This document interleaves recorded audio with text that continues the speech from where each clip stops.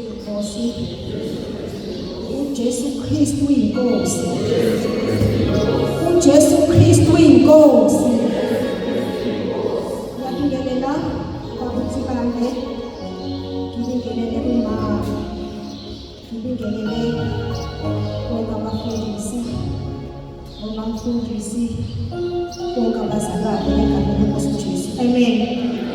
uJesu Kristu inkosi. uJesu Kristu inkosi. Abazalwane ngingaphambi thabile wakathile isibongo ikhaya lisenavini kodwa sibele ikhaya la emgababa kusuka khona njengamanje. uJesu Kristu inkosi. Amen.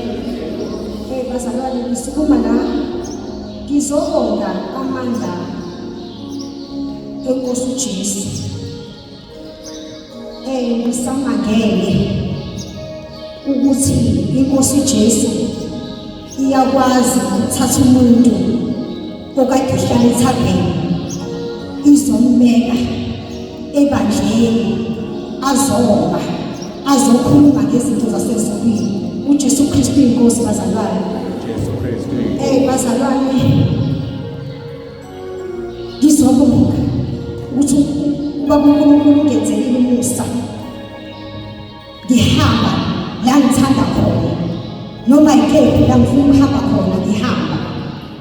Kodwa ngelinanga ngilokhu ngihamba intanga ngicela kwinkosi Jesu ngoba ngangikhathazekile emoyeni ngingasayifuni le ndlela engihambayo.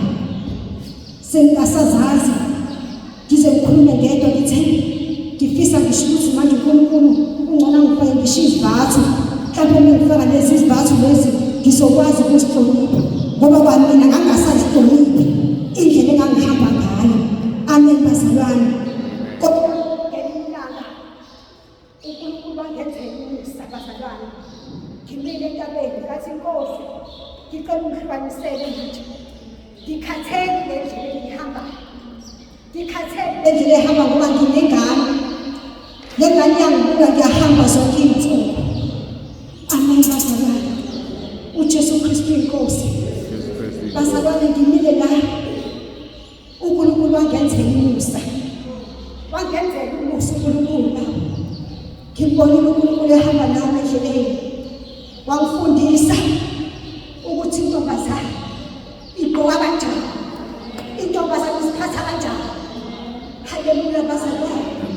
Haleluya. Waqhubeka wangifundisa. Ngihamba naye endleleni kaNkulunkulu. Ngiyabuza ngelinanga. Engifundisa ukuthi ngihambe ngikhulekela kwamakhelwane. Ngambuza kaNkulunkulu ngoba ngangidla amaphilisi. Kasika uNkulunkulu ngiguqile ngiboneke namavisi. Ngathi ngizobakhulekela kanjani amankosi. Ngizothi ngibona njani ngidla amaphilisi. Ngithandaza ngoba uNkulunkulu ikhipha ivoice. Wathi Jaki. Wangitshela wathi